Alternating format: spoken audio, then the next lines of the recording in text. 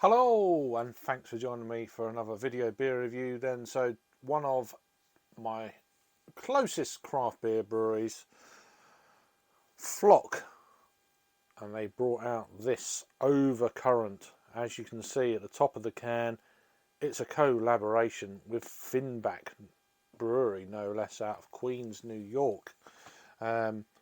So as I understand it, the guys from Finback come across I think the end of August, and spent a few days in East Kent, and during that time they done a collab beer, so Undercurrent. So this is classed as a New England IPA, then 7% ABV, and yeah, and check out the artwork. It's pretty plugged in, really. Yeah, some bright spark has coming up with a really good good label there. So yeah, so we'll crack this open then and give it a try. I actually purchased this beer not locally at the House of Trembling Madness up in York, in Yorkshire. I could have got it locally, but yeah, I was making an order for other beers, and then this was on there, so we're gonna go straight in, give it a steady pour, nothing crazy. We can leave a little bit for the nose room there. Still a bit in the can, maybe a finger and a half of beer in the can. So, beer in the glass and visuals on this one then. So, we're looking at about half a finger of Whitehead there. It's got some really kind of nice, kind of the presence of a real juicy beer. And this chair is playing up again. So, every time I go and do a review, I need to get a new chair. So, check out my PayPal, buy me a new chair. So yeah, it's got a oh, here we go, the throat now. Hey. So it's got a really nice kind of juicy look to it. Just reinvigorating the head, and then try and bring out these aromas for the nose. Let's give it a try. Yeah, really vibrant. It's got a dankness to it. I know it's an East Coast. I know it's a New England style IPA, but yeah, it's got a really nice, fragrant, tropical fruit note. Yeah, it's got the citrus. It's got that kind of deal going on. There's some pale stone fruits in there. I'm getting quite a nice whiff of apricot there. Really good. But yeah, quite vibrant. Very up in your face kind of. It's got a slight kind of sweet tone to that as well. That tropical fruits with a slight sweet tone. It smells really good, and we'll go into the hops after. So let's give it a try first and see what it's all about. So, cheers.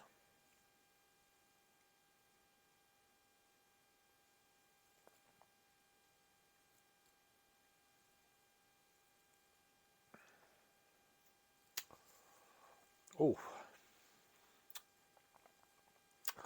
wow! That's got quite a depth of body to it. It's quite a what I'd say for the style of beer it is for a 7%. The body is almost like filled in. It's quite a full body, upper end of a medium. For the ABV 7, wow! I've had double IPAs that have got less body than this. Wow, yeah, that's damn tasty. It's full of flavour, and that kind of thickness of the body really enhances that kind of overall kind of enjoyment of the way you're drinking the beer. This chair is driving me mad. So if I drop about a foot, then you know why. I can't be bothered anymore. I'm not getting shorter as this long video progresses. But yeah, nice creamy look when you're invigorating the head. Leaving a nice lace in there, as you can see. Just rocking the beer backwards and forwards. It's got really tight bubbles.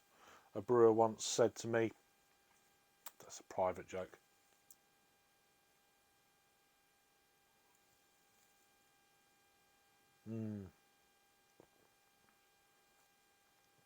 That's a delightful beer. Delicate. Although it's got like a full body to it, it still remains delicate. Trying to combine them two kind of elements together with a beer, or any beer, but certainly a beer like this, and it's got some floaties in it. I thought it might have, to be honest with you, which I'm fine with. I'm just going to let them float around.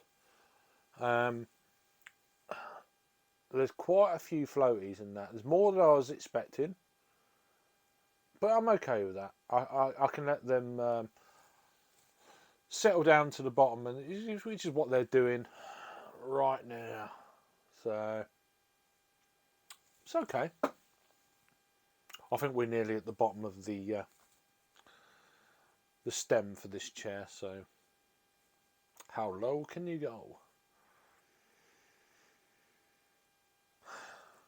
And as I say, most of that's settled. So yeah, the last little bit.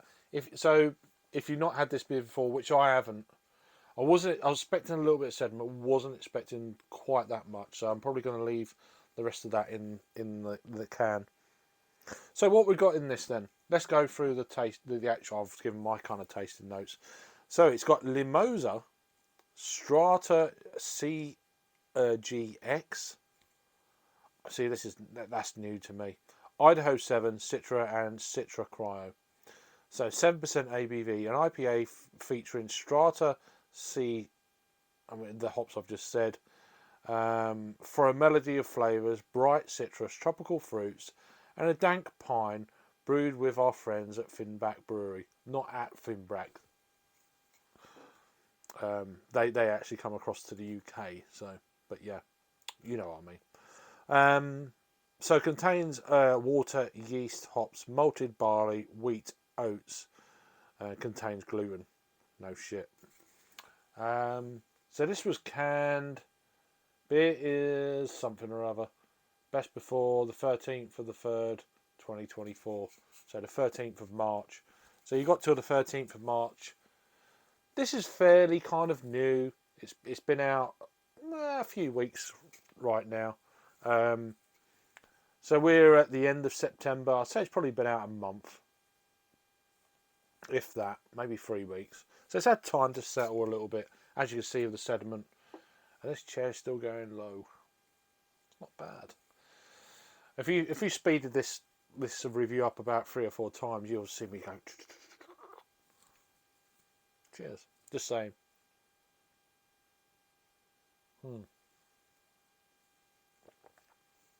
So last thoughts on this. A really nice beer. Very creamy. Got an overall general nice mouthfeel. I know mouthfeel is not everyone's favourite word to describe beer, but it is what it is. Just a very pleasurable beer. It's got a nice depth of flavour.